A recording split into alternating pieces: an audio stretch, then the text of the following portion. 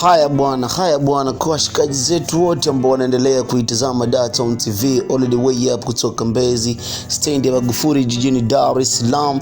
Mimi naitwa Big Boy Joe, karibu sana kwenye kidimba ndani ya Dar-Town TV, na leo tunapiga story ambayo kuhusiana sakata ambalo linahusiana na press iliyofanywa na wazee wa klabu ya Simba. Unajua Simba siku za usoni imekuwa inapitia mambo magumu sana.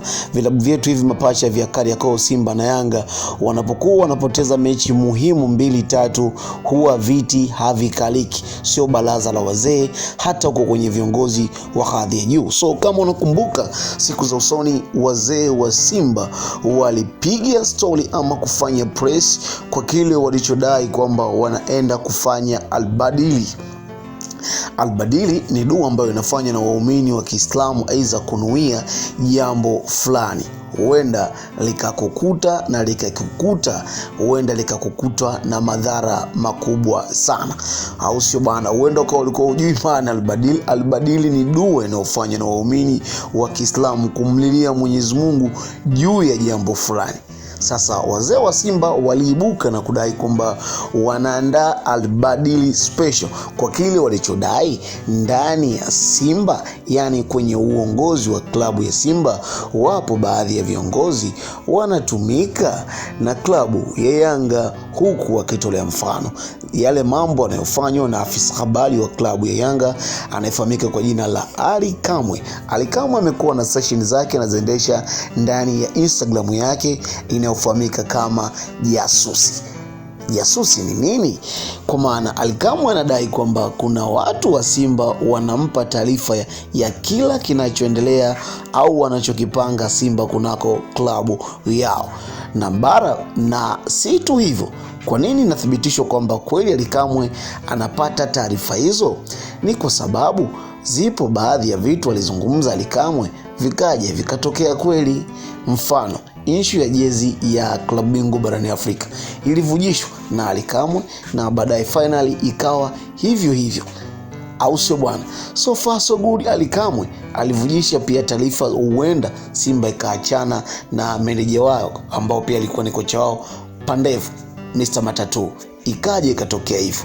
Sasa wazee wa Simba wamecharuka sana, wanataka kufanya albadili ikiwezekanika limkute kiongozi yoyote anayeshirikiana na viongozi wa Yanga. Hii si mara ya kwanza kwa klabu ya Simba inapopitia matatizo kushtumiana wenyewe kwenyewe.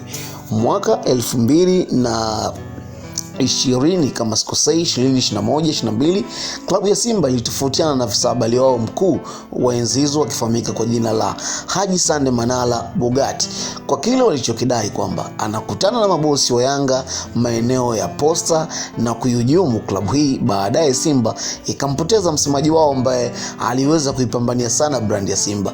Sasa kumekucha tena, kuna vuguvugu, yani tunaweza tukasema kwamba kuna mwewe yupo ndani ya klabu ya Simba, huku mshabiki anayefahamika kama kwa jina la Muhindi wa Simba akienda mbali zaidi akidai kwamba ni lazima albadili ifanyike, na baadhi ya wanachama wameshaanza kuandaa mbuzi, au sio bana?